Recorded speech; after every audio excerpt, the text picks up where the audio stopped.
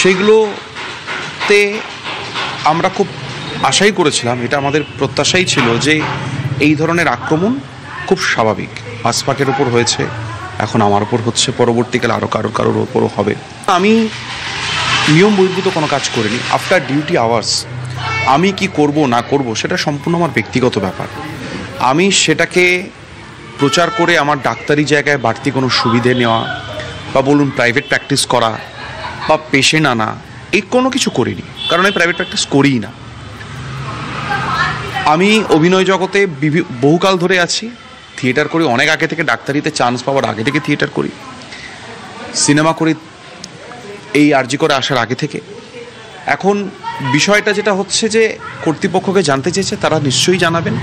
এটুকু আমি বলতে পারি, আমি নিয়ম বহির্ভূত কোনো কাজ করিনি।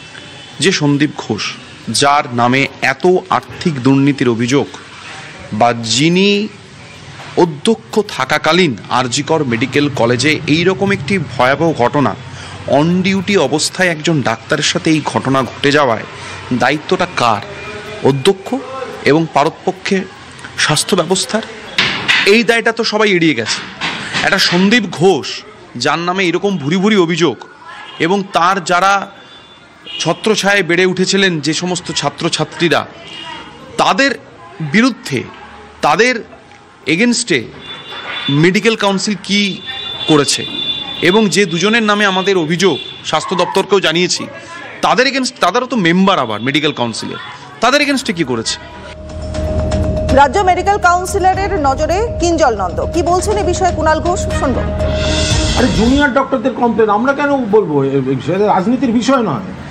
জুনিয়র ডক্টরস অ্যাসোসিয়েশনকে জিজ্ঞেস করুন না, ওরা কমপ্লেন করেছে, ওদের বহু সদস্য কমপ্লেন করেছে যে দীর্ঘদিন ধরে যদি কেউ অন্য কাজ করে বেড়ায় তো তাহলে তার ঠিকঠাক থাকছে না, মানে ঠিক কাজে সময় দিচ্ছে কিনা, বা সেটা মানে সেই সময় দেয়াতে অন্য কেউ কোনো সাহায্য করে দিচ্ছে কিনা। সে নেই অথচ সে আছে, নেই অথচ আছে, পর্দায় আছে, হাসপাতালেও আছে, বিজ্ঞাপনের স্টিলে আছে, সেই সময় হাসপাতালে আছে, ছাত্রাগাছির বাড়ির বহুতলে আছে, সেই সময় আবার হসপিটালেও কাজ করছে, ধর্ণা মঞ্চে বিপ্লব করছে, সেই সময় হসপিটালেও আছে।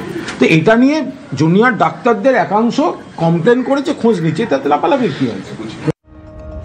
এ নিয়ে স্বাভাবিকভাবেই রাজনৈতিক চাপানো শুরু হয়েছে। কি বলছেন বিরোধী দলের নেতারা, কি বলছেন চিকিৎসক সংগঠনের নেতা, শুনবো। সে একটা স্বৈরাচারী শাসক, যেহেতু তার বিরুদ্ধে আন্দোলন হয়েছে তাদেরকে বদলা দিতে চাইছে। এটা একটা নিকৃষ্ট মানের প্রতিহিংসা রাজনীতি।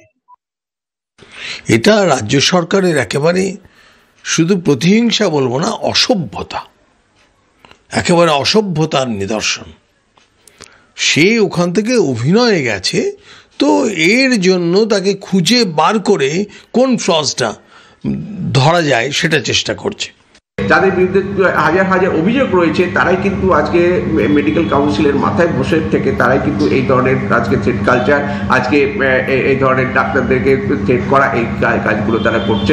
এটা কিন্তু এক ধরনের থ্রেট কালচার বলে মনে করি, সেটারই জন্ম দিচ্ছে বা সেটারই চালিয়ে যাওয়ার চেষ্টা করছে। আমরা এর তীব্র প্রতিবাদ জানাচ্ছি সার্ভিস ডক্টরস ফোরামের পক্ষ থেকে, সমস্ত চিকিৎসক সমাজকে আহ্বান জানাচ্ছি, এই যে থ্রেট কালচার মেডিকেল কাউন্সিল করছে তার বিরুদ্ধে রুখে দাঁড়ান এবং প্রতিবাদে সোচ্চার হন, এবং যতক্ষণ পর্যন্ত না অভয় আন্দোলন, অভয়ের ন্যায় বিচার হচ্ছে, এই আন্দোলনকে আরো তীব্র থেকে তীব্রতর করবে।